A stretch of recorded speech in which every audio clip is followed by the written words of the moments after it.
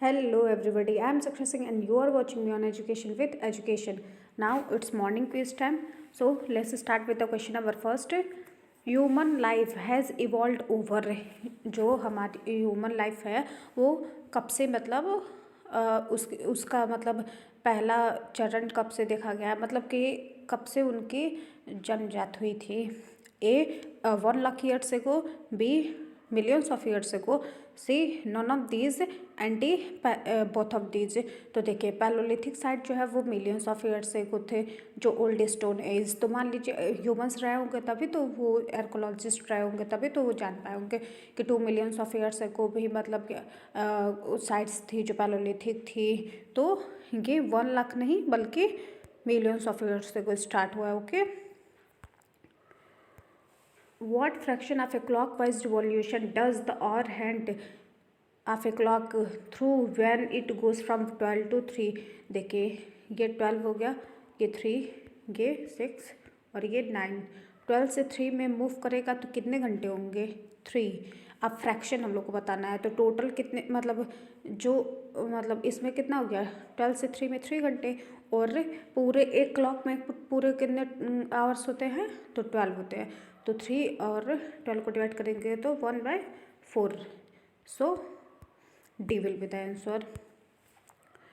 The daily motion of the earth is A revolution, B rotation, C equinox, D longitude. तो देखिए daily motion है मतलब कि daily motion मतलब हो गया कि हर एक 24 घंटे में मतलब वो अर्थ रोटेट कर रहा है, और हर एक 24 घंटे में जो अर्थ है वो अपने एक्सिस पे ही रोटेट कर सकता है। तो उसको rotation of the earth, motion of the earth on its axis in 24 hours is known as rotation उसको कहते हैं। और जो रिवॉल्यूशन होता है वो टोटल मतलब पूरा मतलब 365 डेज में जो सन के अराउंड लेता है वो एक ईयर में, उसको कहते हैं daily motion of the earth. Okay, अब इसको सिंप्लीफाई करना है। 75 इंटू 56 प्लस 25 इंटू 56। तो देखिए 56 दोनों में ही है तो इसको कॉमन कर लेते हैं, और 75 प्लस 25 करेंगे तो कितना हो जाएगा? 100। अब 56 इंटू 100 कितना हो जाएगा? 5600। काफ़ी सिंपल हो गया। So D will be the correct one. Merchants live in, merchants जो हैं व्यापारी लोग वो कहाँ पे रहते थे? A town, B villages, C both of this and D none of this. तो मर्चेंट हो गए, ट्रेडर्स हो गए, ये क्राफ्ट पर्सन हो गए, ये लोग जो है ये लोग टाउन्स में रहते थे, क्योंकि ये लोग अपनी व्यापारी लोग तो ज़्यादातर टाउन्स में ही रहते ना, और विलेज में जैसे फार्मर्स, हर्डर्स और ये ऐसे लोग रहते हैं। So answer A will be the correct one. The Puranas were written in, जो पुराण था वो कब लिखा गया था? बीसी मतलब होता है बिफोर क्रिस्ट, मतलब कि क्रिस्ट के डेथ से पहले की बातें हैं। तो A 2nd century BC, B 1st century BC, C both of these and D none of these. So answer B will be the correct one. ये जो है 1st सेंचुरी बीसी में ही पुराण को लिखे गए थे।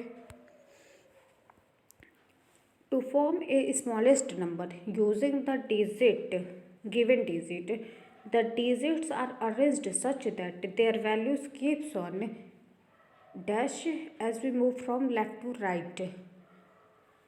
लेफ्ट से अगर राइट की तरफ में जाएं तो, और स्मॉल नंबर का कलेक्शन बनाना है। मान लीजिए 9 4 3 2 ऐसा कुछ है, ठीक है। और हम लोगों को इसका स्मॉलेस्ट डिजिट बनाना, इस चारों नंबर को यूज करके। तो हम लोग क्या करेंगे? स्मॉलेस्ट डिजिट बनाने के लिए सबसे स्मॉलेस्ट जो नंबर रहता है उसको सबसे पहले लिख देते हैं, उसके बाद जो सबसे स्मॉलेस्ट रहता है उसको लिखते हैं, फिर 3rd स्मॉलेस्ट को लिखेंगे, उसको लिखेंगे, और फिर फोर्थ स्मॉल मतलब सबसे बड़ा वाला लिखेंगे।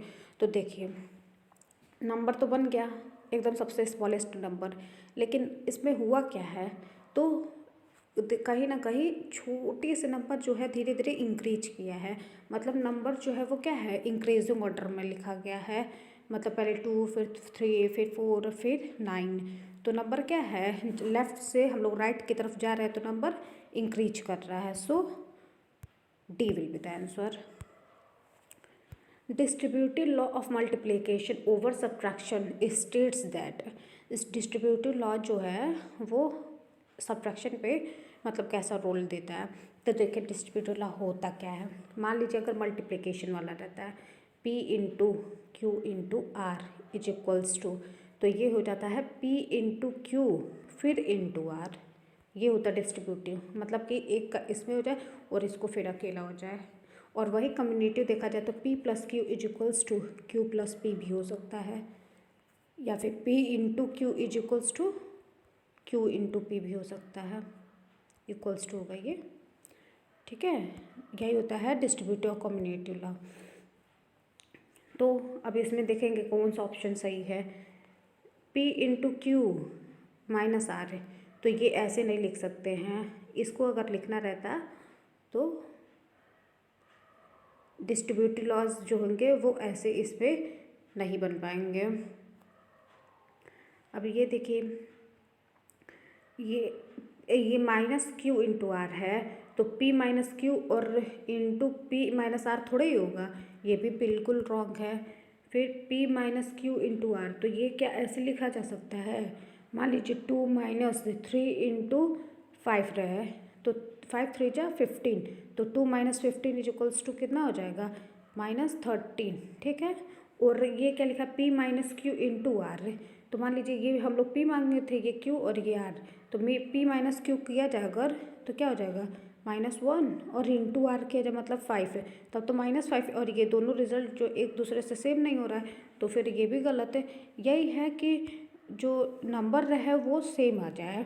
अब मान लीजिए फर्स्ट को हम लोग को जस्टिफाई करना है, P मान लीजिए 2 हो गया, ठीक, Q मान लीजिए 3 हो गया और R मान लीजिए 4 हो गया, तो 2 into 3 minus 4 is equals to P into Q minus P into R है ना, तो P इंटू क्यू मतलब कि 2 इंटू 3 माइनस 2 इंटू 4 हो जाएगा, तो कितना हो जाएगा 2 इंटू 4 में से 3 क्या तो -1 इज इक्वल्स टू 2 इंटू 3 कितना हो जाएगा 6 माइनस 4 इंटू 2 कितना हो जाएगा 8।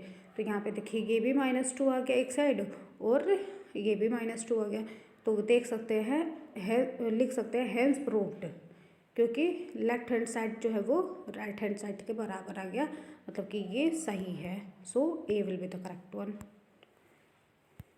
The frigid zones are located at the degree, तो फ्रिजिड जोन होता है क्या है ये बताते हैं। ये इक्वेटर होता है जो कि 0 डिग्री पे होता है, ठीक। ये ट्रॉपिक ऑफ कैंसर, ये ट्रॉपिक ऑफ कैप्रिकॉर्न, जो नॉर्दर्न हेमिस्फीयर में रहता है वो ट्रॉपिक ऑफ कैंसर होता है, और जो साउदर्न हेमिस्फीयर में होता है वो ट्रॉपिक ऑफ कैप्रिकॉर्न होता है, ठीक है। और ये रहा आर्कटिक सर्कल है ये, और ये वाला जो है वो एंटार्क्टिक सर्कल है, ठीक है। अब देखिए यहाँ पे जो ट्रॉपिक ऑफ कैंसर है वो 23.5 डिग्री नॉर्थ पे बनता है, और ये 23.5 डिग्री साउथ पे बनता है, ठीक है। और ये आर्कटिक सर्कल जो है तो ये जो है 66.5 डिग्री से लेके पूरे 90 डिग्री साउथ तक रहता है, ठीक।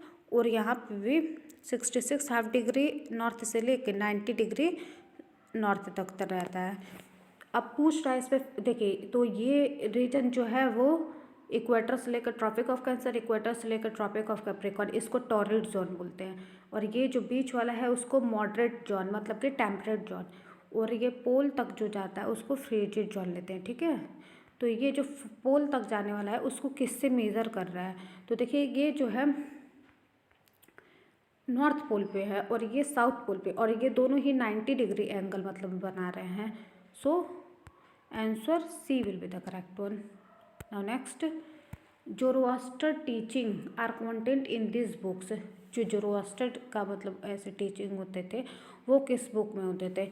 ए कुरान, तो ये तो होगा नहीं, कुरान में मुस्लिम मतलब का धारा का लिखा जाता है। बी गीता, तो इसमें हिंदू वाला था। डी बाइबल, तो इसमें सिख वाले लोगों के लिए लिखा जाता है। तो C Avesta will be the correct one. So answer C will be the correct one. Now the quiz is completed. I think you all have understand. Thank you.